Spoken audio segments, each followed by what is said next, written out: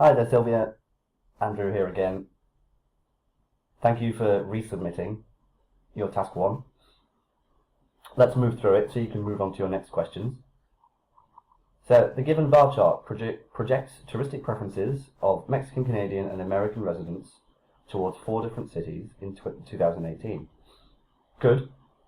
One thing I would be wary of is that the bar chart does not display the residency of the people. It only shows the origin city, the origin country, the country of departure.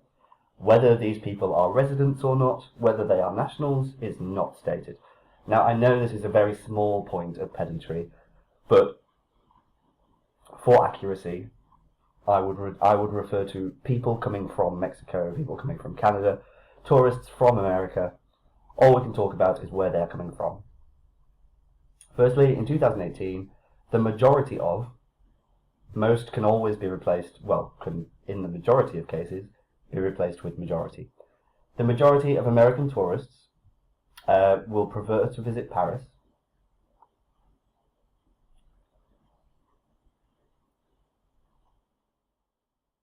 I would here just say, I'd use a semicolon here and say the figures predict that 100,000 tourists will travel to this destination. Additionally,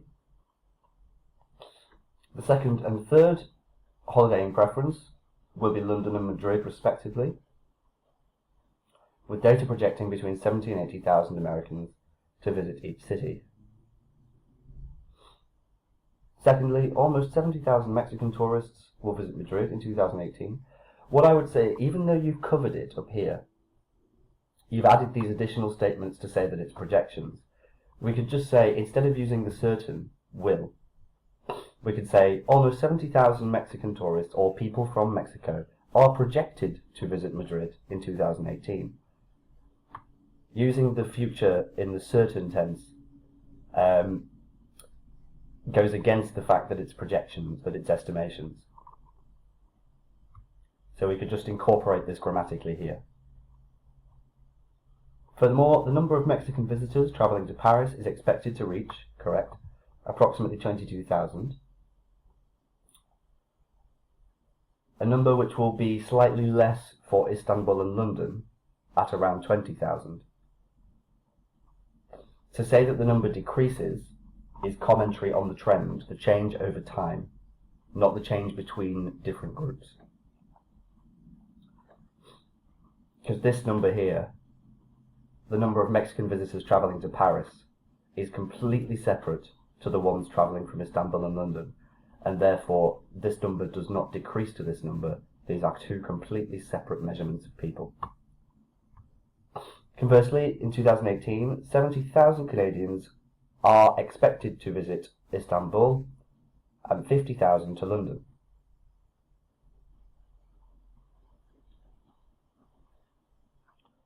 So one thing I would be wary of as well is talking about preferences or favourites, that sort of thing. It speaks too much about the people that we're measuring. What we're trying to talk about is the data precisely. Only the data in the graph, not drawing any conclusions from it. We're trying to describe the data, analyse the points a little bit, and discuss trends. But talking about people's preferences or people's favourite destinations deviates slightly from that. Lastly, during the same year, Paris will see approximately 42,000 Canadians, the number slightly decreasing to 25,000 Canadian visitors for Madrid.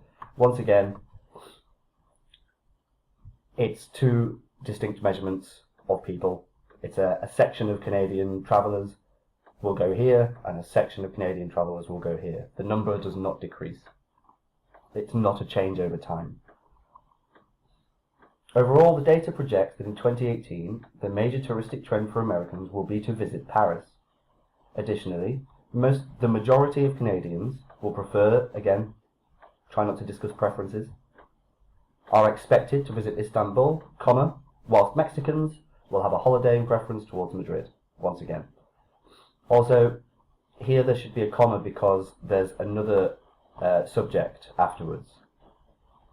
If, after your conjunction, your conjunctive word, if after that the sentence is complete and can stand on its own, because it has a subject of its own, then a comma belongs there. But there we go. All done. Now we can move on to your next questions.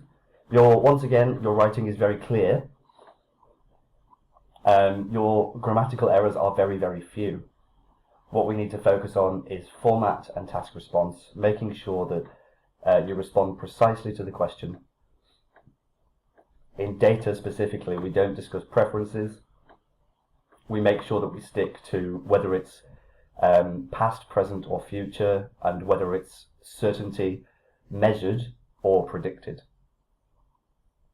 All of those things require slightly different grammatical constructions, so that's one of the primary considerations to make when facing a task 1.